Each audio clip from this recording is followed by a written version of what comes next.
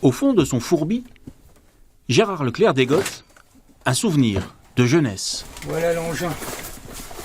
Son impair de CRS. En 1968, le policier havrais a passé son mois de mai face aux barricades parisiennes, avec cette mince protection qui n'a rien à voir avec celle des CRS d'aujourd'hui. Ça nous protégeait contre les jets, contre s'il y avait des œufs, des tomates ou ce que vous voulez, bon, contre les pavés, parce que des pavés on en a eu aussi.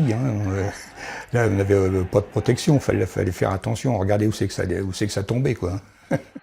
Gérard Leclerc a alors 22 ans. Il est affecté à la compagnie du Havre Sainte-Adresse.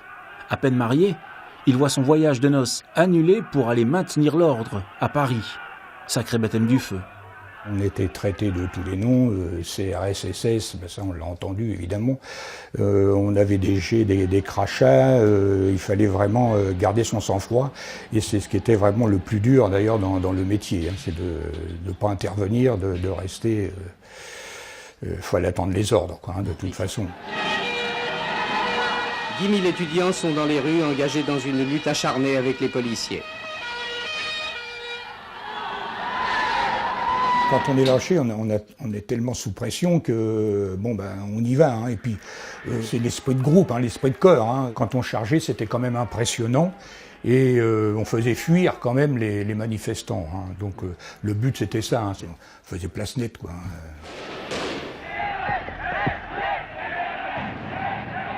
Vous savez, nous on subit, on ne se pose pas de questions si c'est bien, si c'est pas bien, on fait notre travail.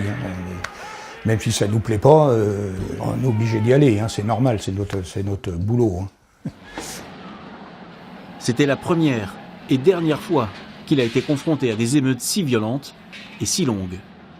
Il y avait quand même de l'angoisse, il y avait de la peur, comment que ça allait se terminer. Vous savez qu'en dernier lieu, l'armée était prête à intervenir. On était au bord de la guerre civile. L'armée était aux portes de Paris. Si ça avait été beaucoup plus loin, l'armée prenait notre place, quoi. C'était ça, quoi. Mais le pouvoir ne cédera pas.